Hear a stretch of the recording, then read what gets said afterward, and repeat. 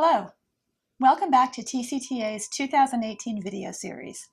I'm Julie Leahy, a staff attorney with the Texas Classroom Teachers Association for 14 years. In the last segment on Districts of Innovation, we looked at what members might encounter as districts implement DOI plans. Educators can find DOI laws, rules, and plans on TEA's website. With more than 80% of districts having adopted DOI plans, the districts have now started amending their existing plans. A plan amendment does not extend the life of a plan.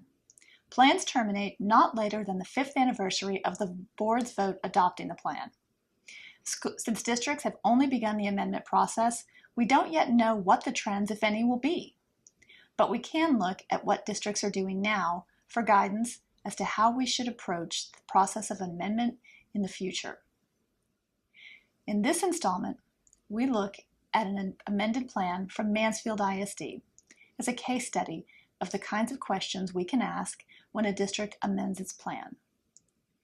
Mansfield ISD amended its plan so that the board could exempt the district from the duty to hire certified elementary counselors. The law from which the district exempted itself is Texas Education Code Section 33.002. And it states, in part, that a school district with 500 or more students enrolled in elementary school grades shall employ a school counselor certified under the rules of the State Board for Educator Certification for each elementary school in the district. MISD's stated reason for amending its plan is that the exemption gives the district, quote, the ability to employ a licensed social worker rather than an SBEC certified counselor in instances where the student population and their families would be better served by the wraparound services provided by a licensed social worker, end quote. On close examination of the plan and the law, it does not appear that MISD needed to exempt itself from Section 33.002 in order to hire social workers. There are several reasons for this. We're not going to address all of them, but let's take a look at a couple. Number one, no Texas law requires districts to hire counselors. Texas Education Code Section 21.003A simply requires that districts hire certified counselors when hiring counselors, but MISD's original plan exempted MISD from having to hire certified counselors, teachers, administrators, etc. Second, MISD has always had the right, even under Section 21.003, before the district exempted itself from that section, to hire a licensed social worker. Subsection B of Section 21.003 gives districts the right to hire a social worker licensed by the state agency that licenses social workers. Based on the law in general, MISD's original plan, and Section 33.002, it does not appear that Mansfield ISD needed an exemption from state law to hire a licensed social worker.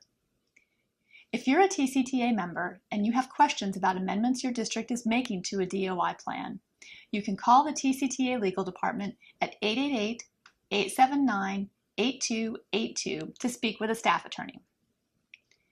This takes us to the question of innovation, the stated purpose of the DOI law, and the role that TCTA members can play in helping their districts address the needs of students, educators, and the community.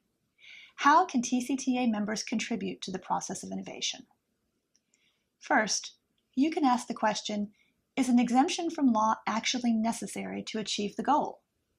It appears from Mansfield ISD's revised plan and the reference to wraparound services that MISD wanted to add clinically oriented services to its counseling program. Groups that have studied school violence often suggest that one answer to the problem lies in early identification and intervention. For example, you can do risk assessments of students who engage in troubling behavior. You can have trained personnel direct students and their parents to specific community resources and supports, and you can provide in-school support and counseling. Accordingly, districts might want to augment or enhance their existing counseling programs to perform these functions. For the reasons already discussed, Mansfield ISD did not need to amend its plan, because it does not permit the district to do anything that it did not already have the authority to do.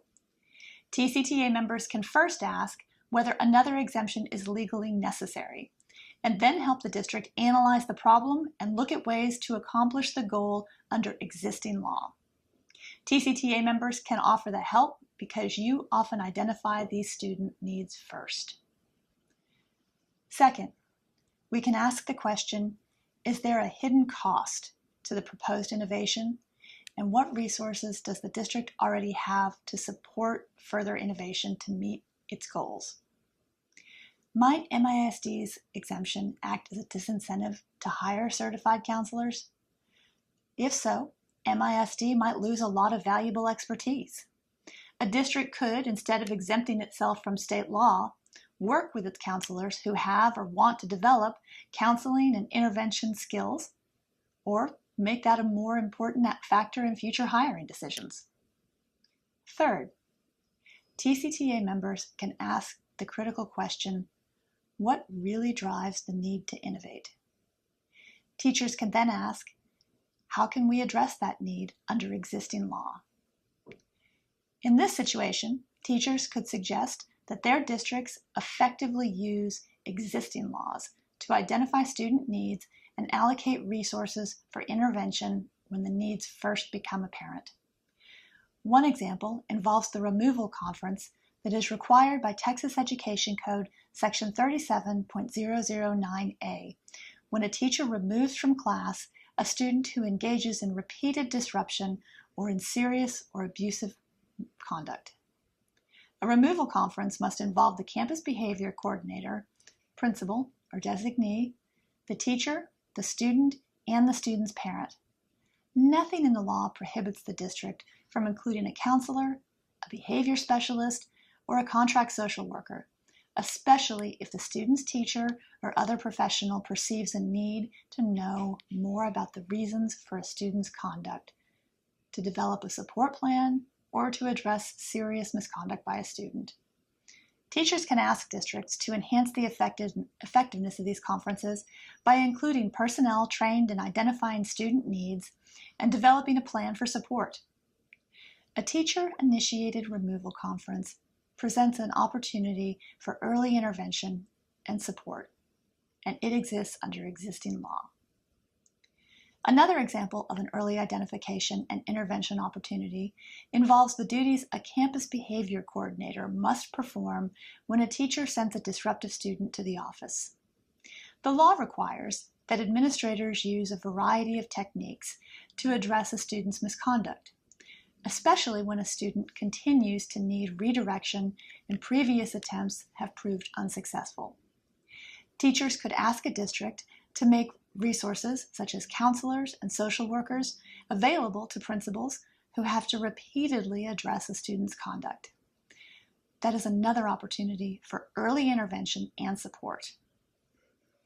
Innovation can be a good thing, but just because you can do something, it doesn't mean that you should.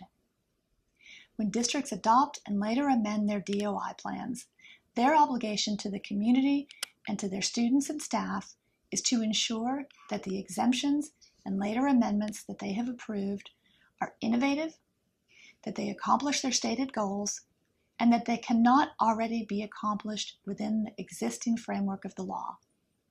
TCTA members can help them accomplish that by participating in the DOI process with an intelligent, thoughtful, and informed perspective. Thank you for watching.